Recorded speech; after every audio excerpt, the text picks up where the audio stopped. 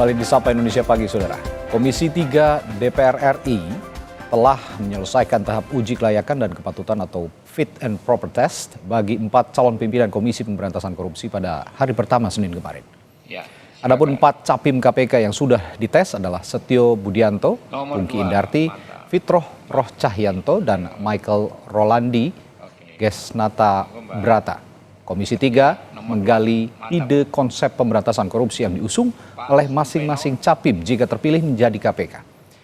Selain pemberantasan korupsi, Komisi 3 juga menggali gagasan capim KPK tentang pencegahan korupsi. Selain menjalani uji kepatutan dan kelayakan, capim KPK juga diminta menandatangani fakta integritas yang harus bisa dipertanggungjawabkan.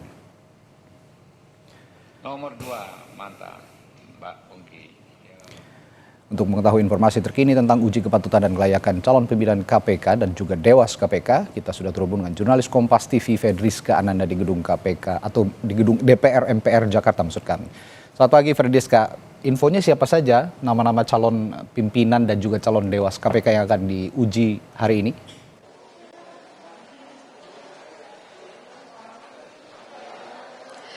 Ya, selamat pagi Radhi dan juga saudara. Kalau misalkan tadi Anda sebut ada 4 orang yang sudah menjalani uji kelayakan dan kepatutan pada Senin kemarin.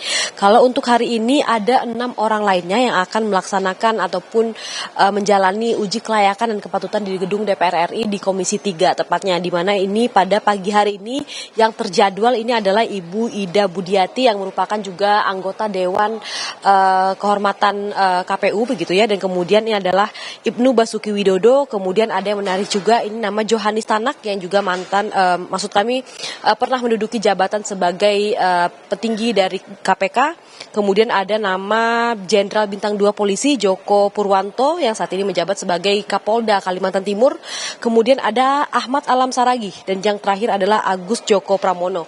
Di mana kalau misalkan kita mengikuti Radhi dan juga saudara pada bulan September lalu ketika awal pendaftaran calon pimpinan KPK ini dibuka, ada 20 nama sebetulnya yang kemudian mendaftarkan dan juga kemudian lolos administratif begitu ya untuk mendaftar sebagai calon pimpinan KPK. Namun setelah kemudian menjalani tes kesehatan dan juga menjalani wawancara kemarin di gedung Sekretariat Negara, kemudian ada 10 nama yang kemudian lolos hingga akhirnya hari ini menjalani uji kelayakan dan juga uji kepatutan. Di mana kalau misalkan pada masa itu yang disorot ini adalah terkait dengan nama-nama yang memang mendominasi, ini adalah nama-nama dari aparat penegak hukum baik dari kepolisian dan juga kejaksaan serta hakim.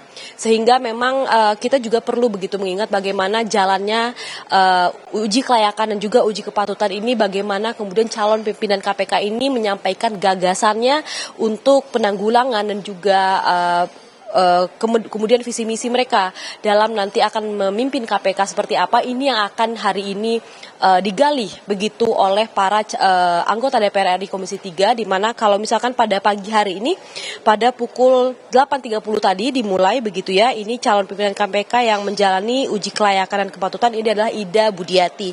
Ini adalah satu-satunya nama perempuan yang kemudian mengikuti fit proper test pada hari ini. Jadi memang kita melihat begitu bagaimana tadi Ibu Ida ini menyampaikan bahwa gagasan dia terhadap KPK ke depan ini adalah terkait dengan kolaborasi dan juga kolaborasi yang proporsional pemberantasan korupsi. Artinya dalam makalah yang ia sampaikan pada pagi hari ini adalah terkait dengan kesinambungan ataupun sinergi antara masing-masing aparat penegak hukum pemberantasan korupsi untuk bekerja sama tanpa ada ego sektoral. Itulah ide besar yang tadi disampaikan oleh Ida Budiati melalui makalah yang ia ungkapkan. Dan kemudian selain juga menyampaikan isi ataupun inti dari makalahnya, tentu para calon pimpinan KPK ini juga harus menandatangani fakta integritas terkait dengan hal-hal yang patut dipertanggungjawabkan ketika nanti menjabat sebagai calon pimpinan KPK yang mana akan ditentukan setelah fit dan juga proper test pada pagi hari ini.